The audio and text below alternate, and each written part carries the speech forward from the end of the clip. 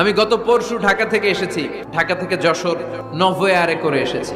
তো সেখানে যারা বিমানবালারা থাকে তারা কেমন যেন প্যান্ট ট্যান্ট স্যুট টুট পরে আসে, নিজেদেরকে সাজিয়ে গুছিয়ে। এই বিমানবালাগুলো লিপস্টিক মেখে নিজেকে মেকআপ করে প্রদর্শন করে, কারণ তাদের সৌন্দর্যটাই হচ্ছে এখানে আসল জিনিস। সৌন্দর্য না থাকলে এদেরকে এয়ার হোস্টেস বানায় না।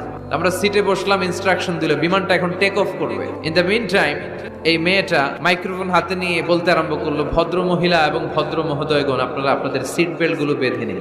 এখনই আমাদের উড়োজাহাজটি শাহজালাল আন্তর্জাতিক বিমানবন্দর থেকে 14,000 ফিট উপর দিয়ে যশোর বিমানবন্দরে উদ্দেশ্যে ছুটবে। আল্লাহু আকবার, আল্লাহু আকবার। তো আমি ঘাড় ঘুরে তাকাইলাম, কিরে আল্লাহু আকবার বলে কেডা?